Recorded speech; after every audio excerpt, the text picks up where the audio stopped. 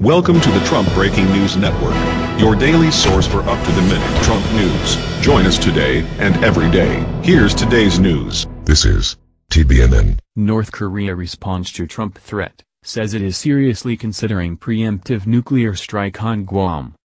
By Tyler Durden. If Trump thought that his bluff would be sufficient to finally shut up North Korea, and put an end to Kim's provocative behavior, well, bluff called, because North Korea's state-run KCNA news agency reported moments ago that not only did North Korea escalate the tensions up another notch, but explicitly warned that it could carry out a preemptive operation once the U.S. shows signs of provocation, and that it is seriously considering a strategy to strike Guam with mid- to long-range missiles. Story highlights from Reuters. North Korea warns of operation on signs of U.S. provocation, KCNA. North Korea says U.S. war hysteria to bring miserable end, KCNA. North Korea can strike before any U.S. preemptive attack, KCNA. North Korea says it could carry out preemptive operation once U.S. shows signs of provocation, KCNA citing military spokesman. North Korea says it is seriously considering strategy to strike Guam with mid- to long-range missiles, KCNA. North Korea says strike on Guam will be carried out in a successive way once leader Kim Jong-un gives order. And the full report. U.S. should be prudent under present acute situation, spokesman for KPA Strategic Force. Pyongyang, August 9, KCNA, a spokesman for the Strategic Force of the Korean People's Army, KPA, released the following statement on August 8.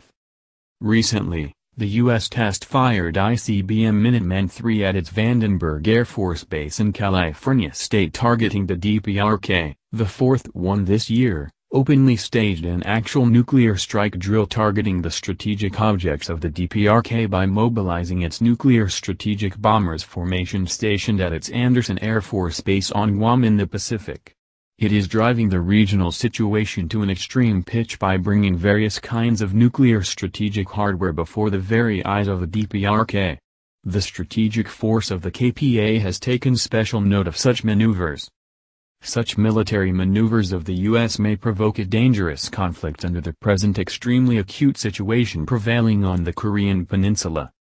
Typically, the nuclear strategic bombers from Guam frequent the sky above South Korea to openly stage actual war drills and muscle flexing in a bid to strike the strategic bases of the DPRK. This grave situation requires the KPA to closely watch Guam, the outpost and beachhead, for invading the DPRK, and necessarily take practical actions of significance to neutralize it. In the morning of August 8, the air pirates of Guam again appeared in the sky above South Korea to stage a madcap drill simulating an actual war. Supreme Commander of the Revolutionary Forces of the DPRK Kim Jong-un, estimating the nature of the military action taken by the U.S. forces in the Asia-Pacific region, once recommended examination of a powerful and effective action plan for containing the U.S. imperialists' aggression hardware, as the U.S. forces are resorting to inappropriate and reckless military actions in the sensitive area, while going on the rampage in the waters off the Korean peninsula and the Pacific waters. The KPA Strategic Force is now carefully examining the operational plan for making an enveloping fire at the areas around Guam with medium to long-range strategic ballistic rocket Hwasong-12 in order to contain the U.S. major military bases on Guam, including the Andersen Air Force Base, in which the U.S. strategic bombers, which get on the nerves of the DPRK and threaten and blackmail it through their frequent visits to the sky above South Korea, are stationed, and to send a serious warning signal to the U.S. It should immediately stop its reckless military provocation against the state of the DPRK so that the latter would not be forced to make an unavoidable military choice. The plan is to be soon reported to the Supreme Command soon after going through full examination and completion, and will be put into practice in a multi-concurrent and consecutive way any moment once Kim Jong-un, Supreme Commander of the nuclear force of the DPRK, makes a decision.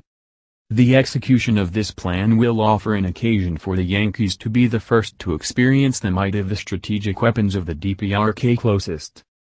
Explicitly speaking again, the strategic weapons which the DPRK manufactured at the cost of blood and sweat, risking everything, are not a bargaining thing for getting acknowledgement from others and for bartering for anything, but they serve as substantial military means for resolutely countering the U.S. political and economic pressure and military threat as what has been observed now.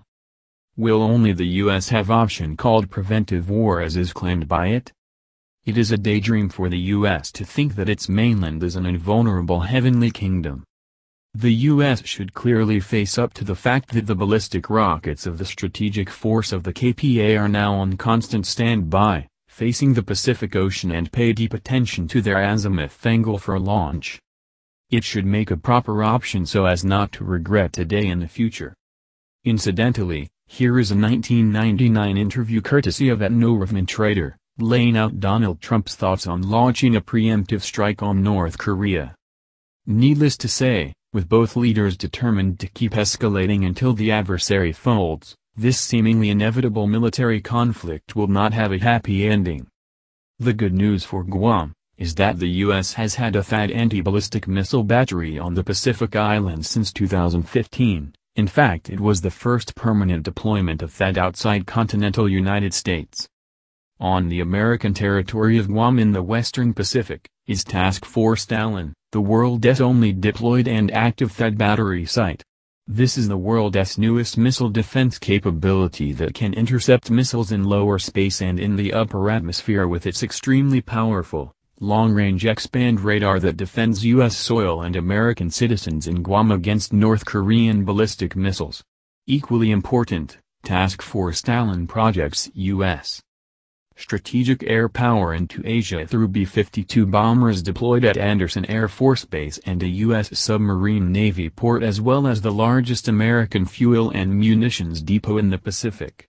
Last month, the B-52 squadron from Guam was used in power-projecting flights over the internationally disputed artificial Chinese islands in the South China Sea.